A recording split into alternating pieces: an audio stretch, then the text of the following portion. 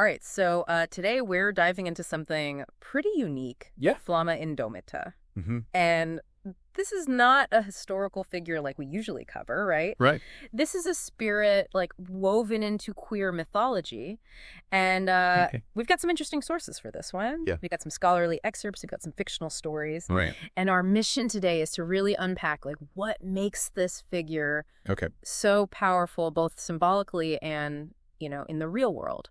That what's fascinating here is that Flamma Indomita isn't, you know, some ancient myth that's been passed down for generations. Right. Our sources point to them as emerging more recently, almost as like a response to the modern LGBTQ plus rights movement. Okay. So the PDF, Flamma Indomita, it specifically mentions Stonewall as this key moment, right? Like a crystallization of resistance. Yeah. But it also talks about the AIDS crisis, which is a much heavier layer to add to this. I think that's key to understanding why Flamma Indomita resonates so deeply with so many people. Yeah. They embody not just triumph, but the deep scars of a community that's constantly had to fight for its very existence. Yeah. So that makes me think about how resilience is often tied to overcoming trauma, especially within the LGBTQ plus community. Mm-hmm. But let's get visual for a second. Okay. This spirit's appearance, it's not your typical mythological figure. No, not at all. Yeah. The descriptions are anything BD static, ever-shifting gender form, flickering flames in rainbow colors. Okay. It's almost as if the visual itself is meant to challenge how we usually think about identity. Yeah, it almost feels like a rejection of those rigid boxes people try to put us in, right? Like Flamma Indomita is saying identity is a spectrum and I embody that. And that's incredibly powerful, especially for those grappling with their own identity. Yeah. To see this figure who is both strong and constantly in flux could be incredibly validating. Okay, but this spirit isn't just window dressing. Right. The sources talk about actual powers. Yes. And I'm not talking about flight or super strength. Right. It's more psychological, more deeply resonant, right? One of the key powers described is the ability to stoke courage. Okay. Especially in moments of despair. Yeah. Now, that might sound simple. Right. But think about the specific needs of LGBTQ plus individuals. Okay, I see where you're going with this. Yeah. We're talking about a community that's often faced rejection from family, society, even the law. Yeah.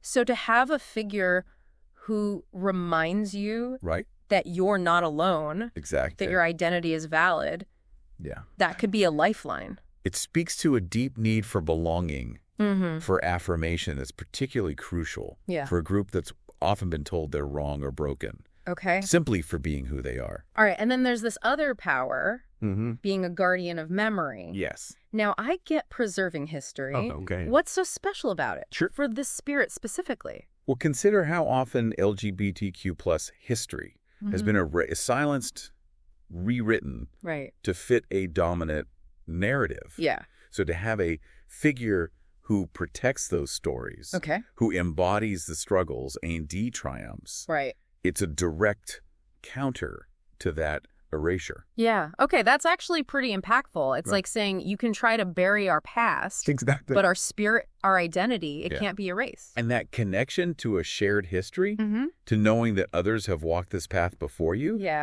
it's a powerful source of strength. Okay, I want to ground this a bit. Okay. We've got these fictional stories about Leo.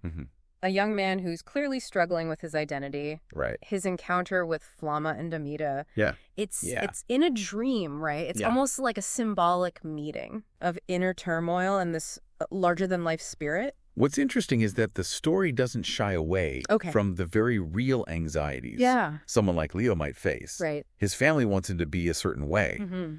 But clearly, that's not who he is. Right. Then Flamma Indomita appears. Yeah. And the message is clear. Okay. Self-love and the courage to be authentic. And that's where the power of myth comes in, right? It's not just saying be yourself. Yeah. It's giving a tangible, almost spiritual backing to that idea. Yeah. Someone like Leo, who might feel isolated and afraid, Exactly. suddenly has this powerful figure validating his struggle. It's almost like Flamma Indomita provides a framework for understanding that inner conflict. Right. It's not just Leo's personal battle. Yeah. It's tied to a larger history, a community, a spirit that says you're part of something bigger and that makes you strong.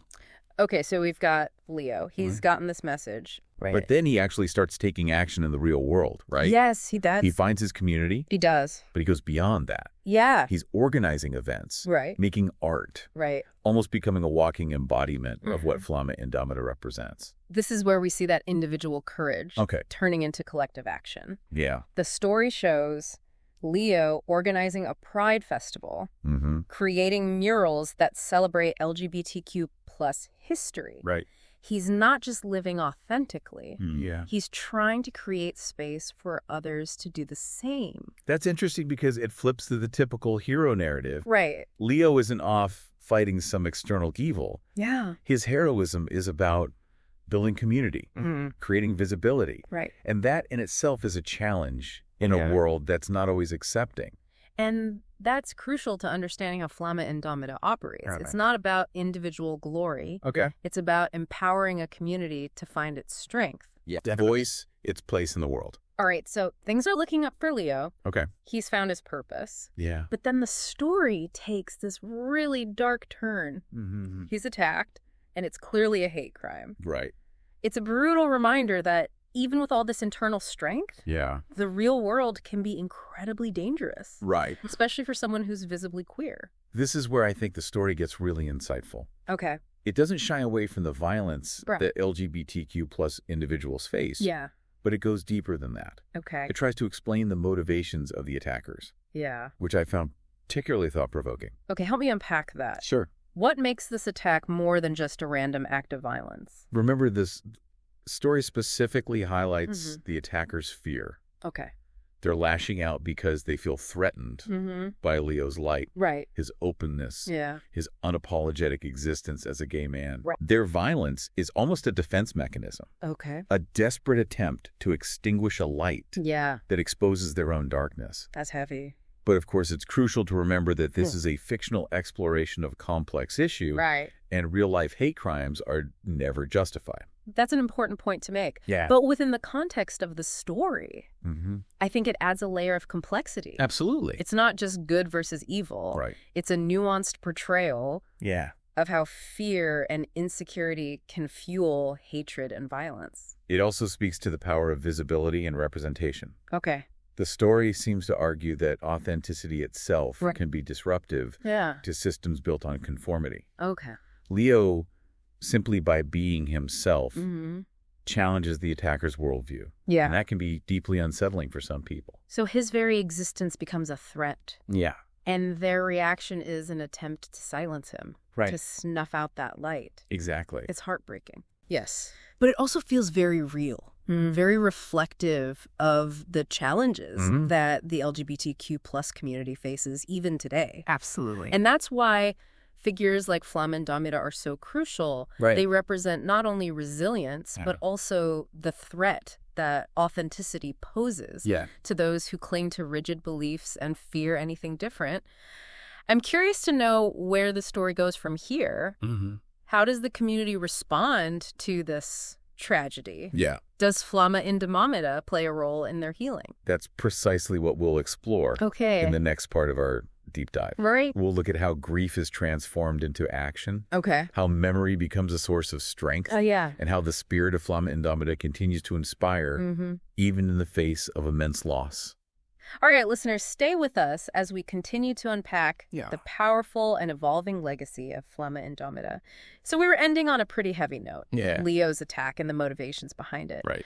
But I'm struck by how the story doesn't just leave us in that darkness. Right. It moves into how the community responds. And that's where this whole idea of Flamma Indomita as a guardian of memory really hits home for me. It's almost as if the story is saying that even in the face of tragedy, the spirit of resistance, the fight for visibility, it doesn't die.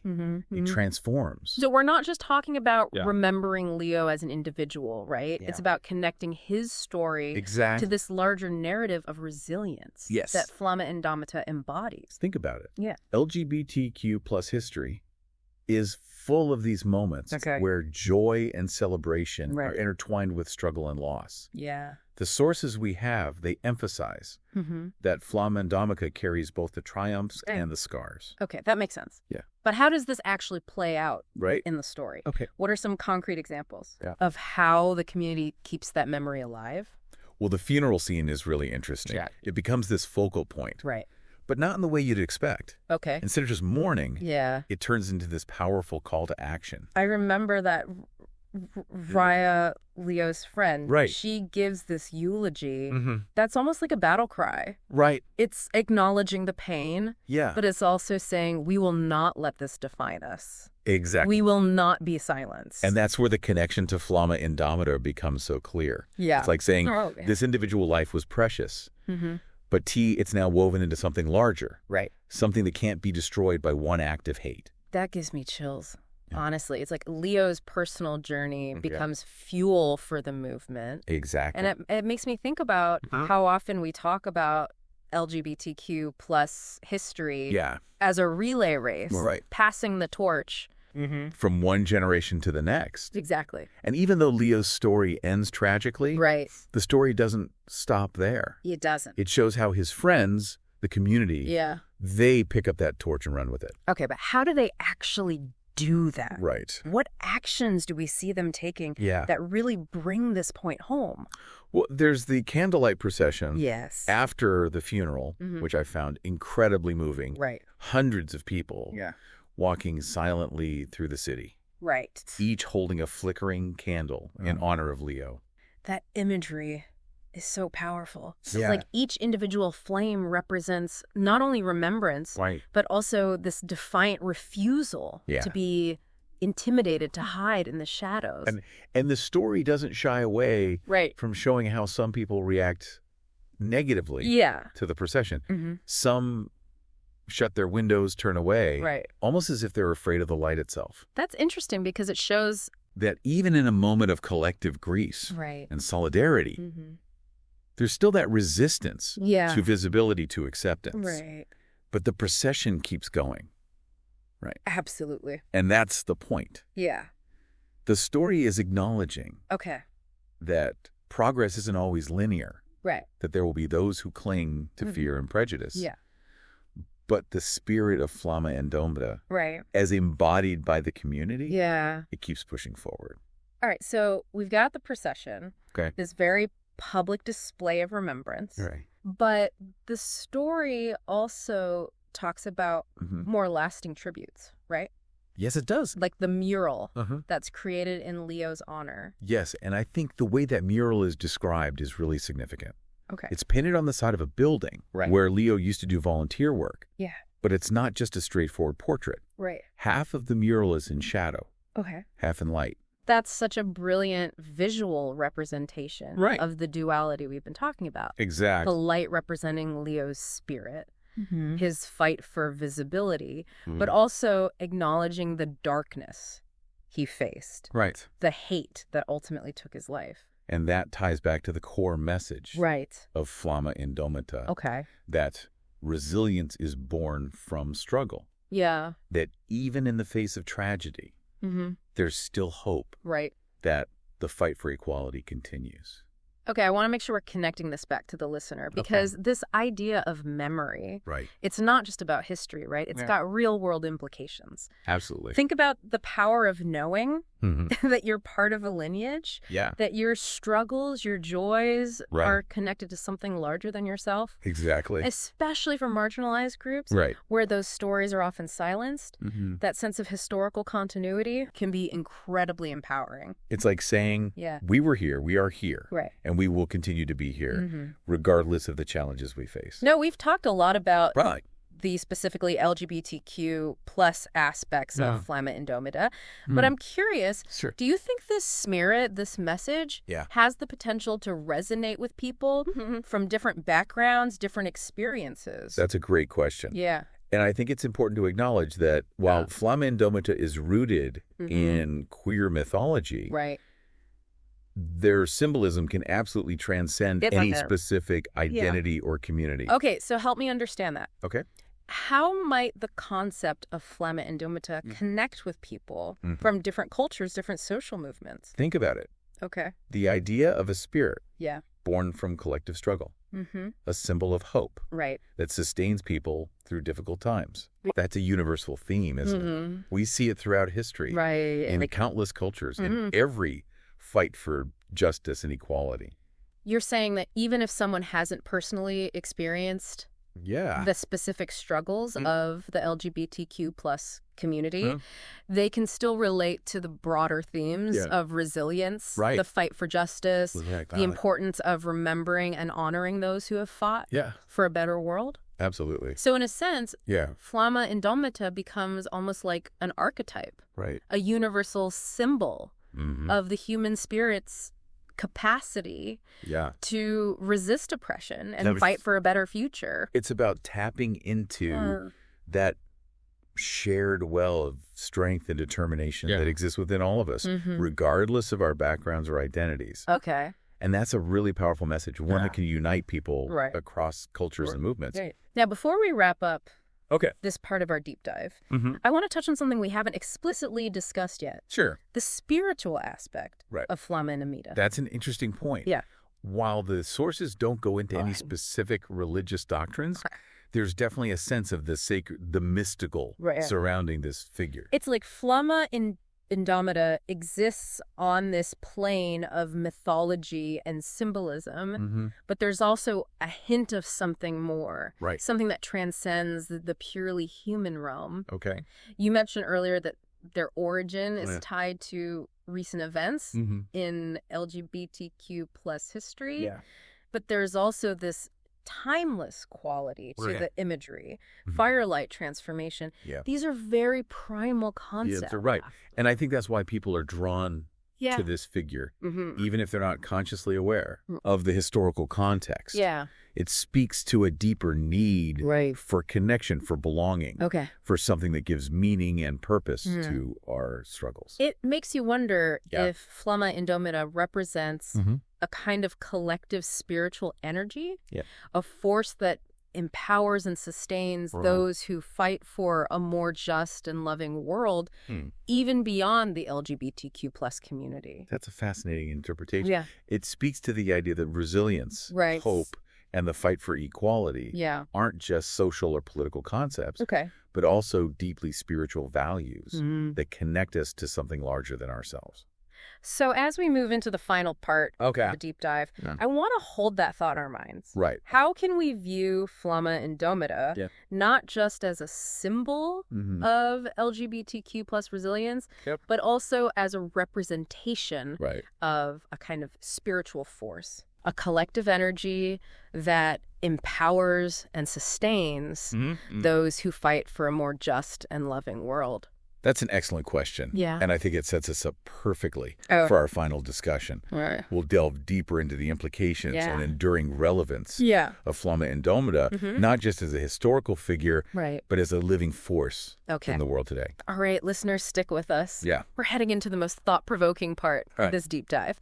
All right, final part of our Flamma Indomita deep dive.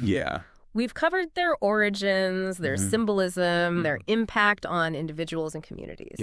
But I keep thinking, what about the future of the spirit? Flamma Indomita is rooted in history, but how do we keep their legacy alive and evolving for generations to come? That's the million-dollar question, isn't it? If Flamma Indomita is just a static symbol, a historical relic, then they lose their power to stay relevant. They have to adapt to speak to the ongoing struggles and triumphs of not just the LGBTQ plus community, but anyone who connects with that spirit of resilience. So how do we do that? How do we keep this flame burning brightly in a world that's constantly changing? I mean, we've got new challenges, new voices, new forms of oppression popping up all the time. It's about recognizing that Flamma Indomita isn't a finished product.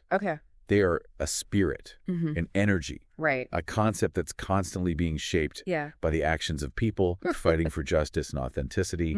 Their story isn't written in stone. Right. It's being written every single day. So it's almost like a collaborative mythology, right? Yeah. Each generation adds its own layer, its own interpretation to what Flamma Indomita represents. Exactly. Every act of defiance, every step towards equality, right? Every story that's told, every memory that's preserved, it adds to the richness and complexity of this figure. Right. It's a constant process of creation and reinvention. And that fluidity is essential if we want this spirit to remain relevant for future generations. Right.